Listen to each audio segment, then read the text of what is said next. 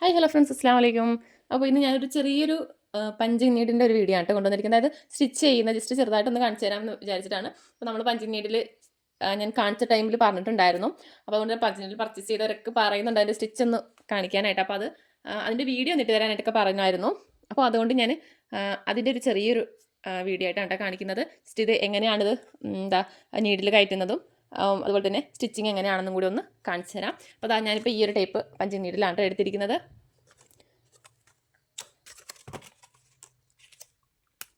ഇതിനകത്ത് ഇപ്പം ഞാൻ ഇതിനകത്ത് ചെയ്യുന്നത് നമ്മുടെ ഹാൻഡ് എംബ്രോയിഡറിങ് ചെയ്യുന്ന ത്രെഡ് ഉണ്ടല്ലോ, ആ ഒരു ത്രെഡ് വെച്ചിട്ടാണ്.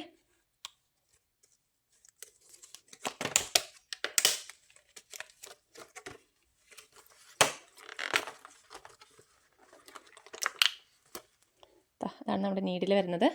പിന്നെ അതിൻ്റെ കൂട്ടത്തിൽ രണ്ടെണ്ണം എക്സ്ട്രാ നീഡിലുണ്ടാകും.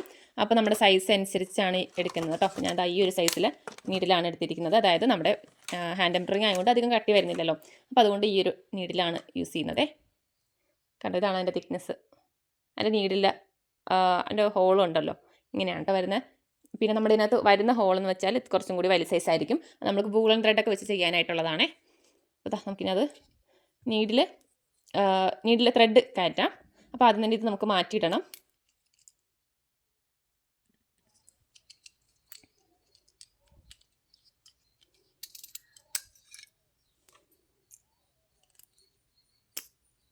ദൂര എന്നിട്ട് ഇത് ഫിക്സ് ചെയ്ത് കൊടുക്കാം കേട്ടോ.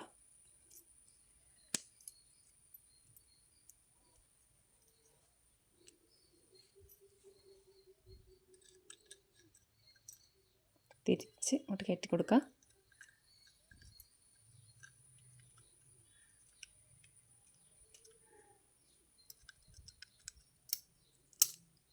നമ്മുടെ നീഡിലിൻ്റെ സൈസ് അനുസരിച്ച് നമുക്കിത് അഡ്ജസ്റ്റ് ചെയ്ത് കൊടുക്കാം കേട്ടോ.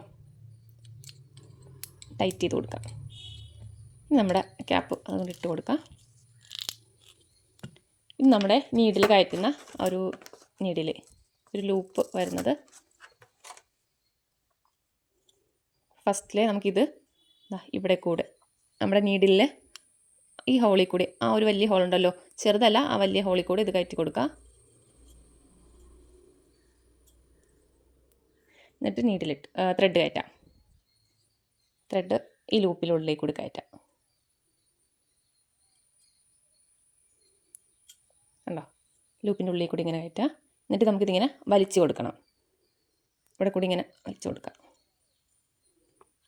ഇത് ഊരിയിട്ട് പിന്നെ ഇതിനകത്ത് വേറൊരു ഹോള് വരുന്നുണ്ട്, ആ ഹോളിൽ കൂടെ ഇത് കയറ്റാം.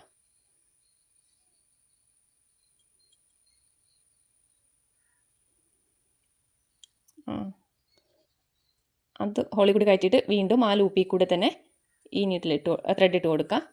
എന്നിട്ട് പുറകോട്ട് വലിച്ചെടുക്കാം. ഓക്കെ, അപ്പോൾ ഇങ്ങനെയാണ് നമ്മുടെ ത്രെഡ് അതിനകത്ത് കയറ്റുന്നത്. പിന്നെ നമ്മുടെ സൈസ് അനുസരിച്ച് നമുക്കിങ്ങനെ വലിച്ചു കൊടുക്കാം.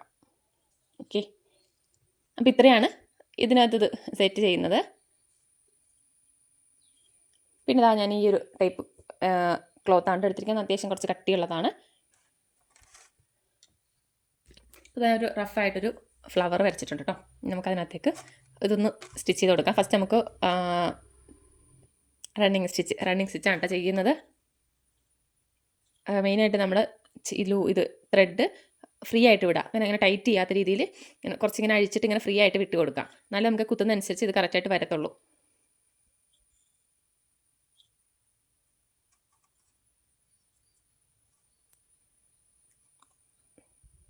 താഴോട്ട് കുത്തിയിട്ട് അതിൻ്റെ ആ ഒരു ത്രെഡ് ഉണ്ടല്ലോ, അതിങ്ങനെ ബാക്കിലേക്ക് വലിച്ചെടുക്കാം.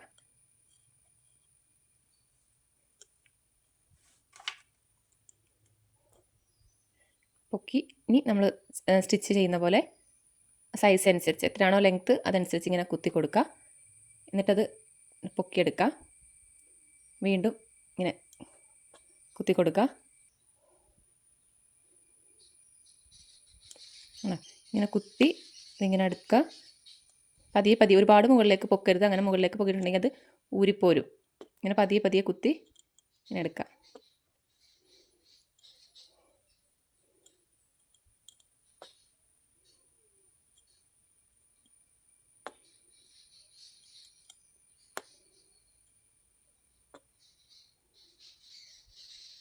ഇതുപോലെ ഇങ്ങനെ ഔട്ട്ലൈനൊക്കെ ഇതിങ്ങനെ ചെയ്ത് കൊടുക്കാം. ഔട്ട്ലൈൻ അല്ലാതെ ഫില്ലിംഗ് ആയിട്ടാണെങ്കിലും ഇതിങ്ങനെ ചെയ്യാം.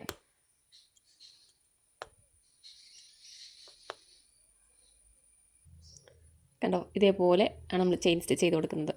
ഇത് ഫുള്ളായിട്ട് നമുക്ക് ചെയിൻ സ്റ്റിച്ച് ചെയ്ത് നോക്കാം. ചെയിനല്ല, റണ്ണിങ് സ്റ്റിച്ച്.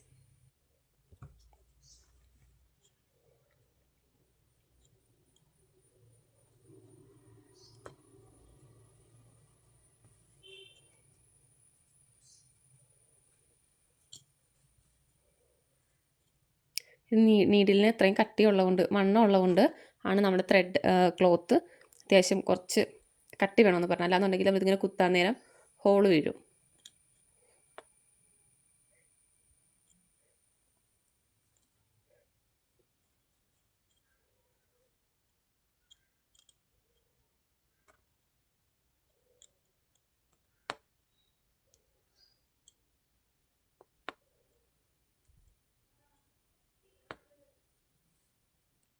അതായത് ഫുള്ള് ഒരു ലൈൻ ഫുള്ള് ചെയ്തെടുത്തു. ബാക്കിൽ നമുക്ക് ഇങ്ങനെ ആയിരിക്കും വരുന്നത്. ഇനി നമുക്കിത് കട്ട് ചെയ്യാൻ വേണ്ടിയിട്ട് ആ ഒരു ത്രെഡ് കുറച്ച് ലെങ്ത്തിൽ ഇങ്ങോട്ട് വലിച്ചെടുക്കാം. നമ്മുടെ ആ ത്രെഡിലുള്ളതുണ്ടല്ലോ, അത് കുറച്ച് ലെങ്ത്തിൽ ഇങ്ങോട്ട് വലിച്ചെടുക്കുക. വലിച്ചെടുത്തിട്ട് കട്ട് ചെയ്യുക.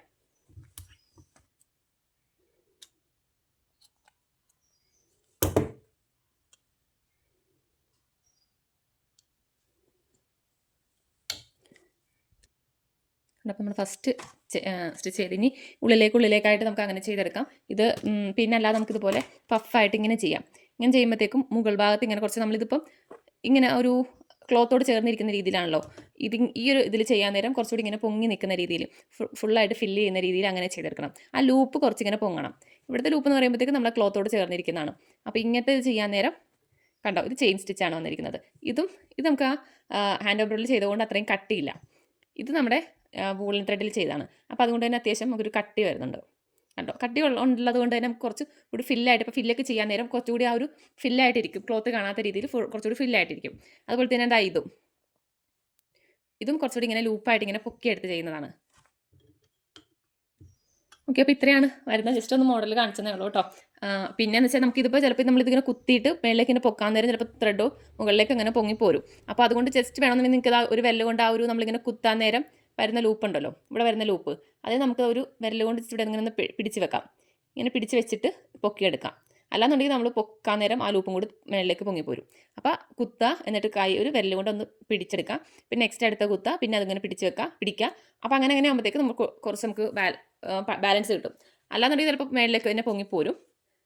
പിന്നെ വരുന്നത് നമ്മളിപ്പം ഒരു ഭാഗത്ത് നിർത്താൻ നേരം ഇത് ഇങ്ങനെ കുത്തിയിട്ട് ഇപ്പം നമുക്കിത് താഴെ വെക്കണമെന്നുണ്ടെങ്കിൽ ഇവിടെ നിന്ന് ഇങ്ങനെ താഴെ ഇങ്ങനെ വെക്കരുത്. ഇങ്ങനെ വെക്കുവാണെങ്കിൽ അവിടെ ഉള്ള ചിലപ്പോൾ അഴിഞ്ഞു പോരും. ഇതിങ്ങനെ കുത്തിക്കൊണ്ട് തന്നെ നിർത്താം. നമ്മൾ നിർത്തുവാണെങ്കിൽ ഇങ്ങനെ കുത്തി വെക്കുക, എന്നിട്ട് ഇങ്ങനെ വെക്കാം, ഇങ്ങനെ നിർത്താം. അല്ലാന്നുണ്ടെങ്കിൽ ചിലപ്പോൾ അതുകൂടി അഴിഞ്ഞു പോരും. ഓക്കെ, ഇപ്പം തന്നെ കണ്ടില്ലേ, ഇത് ഹോൾ വരുന്നുണ്ടോ? ഇത് നീഡിൽ വലുതായതുകൊണ്ടാണ് അങ്ങനെ ഹോൾ വരുന്നത്. ഒരു ഐറ്റം കൂടി വന്നിട്ടുണ്ട് കേട്ടോ. നമ്മുടെ മെഷറിങ് ടേപ്പാണ്. നമുക്ക് കൊണ്ട് നടക്കാനൊക്കെ എളുപ്പമാണ്. ഓക്കെ, ഇതേപോലെ നമുക്കിങ്ങനെ വലിച്ച് നീട്ടാം. ഇങ്ങനെ പ്രസ് ചെയ്യുക. അത് അവിടെ ഒരു ബട്ടൺ ഉണ്ട്, അവിടെ ഇങ്ങനെ പ്രസ് ചെയ്താൽ മതി. നമുക്ക് സ്വയമായിട്ടൊക്കെ അളവെടുക്കാനൊക്കെ നല്ലതായിരിക്കും. അതുപോലെ തന്നെ യൂസ് ചെയ്യാനും നമുക്ക് ഇത് സൂക്ഷിച്ച് വെക്കാനൊക്കെ നല്ലൊരു എളുപ്പമാണ്. മറ്റേതാകുമ്പോഴത്തേക്ക് ചിലപ്പോൾ കീറിപ്പോകാനൊക്കെ സാധ്യതയുണ്ടല്ലോ. കീറിപ്പോകുമ്പോൾ അവിടെ ഇവിടെയൊക്കെ വലിഞ്ഞൊക്കെ കിടക്കും. അപ്പോൾ ഇങ്ങനത്തെയൊക്കെ ആകുമ്പോഴത്തേക്ക് നമുക്ക് കുറച്ചും കൂടി സൂക്ഷിക്കാനൊക്കെ നല്ലതായിരിക്കും. ഇതും പെട്ടെന്ന് കണ്ടാൽ നമുക്കൊരു മെഷറിംഗ് ടേപ്പ് പോലെ തോന്നത്തില്ല. ഒരു ടിന്ന് പോലെയൊക്കെ ഇരിപ്പുണ്ടല്ലേ. ഓക്കെ, അപ്പോൾ ഇത്രയാണ് വരുന്നത്. അപ്പോൾ ഇതിൻ്റെ പ്രൈസ് വരുന്നത് 95 രൂപയാണ് കേട്ടോ.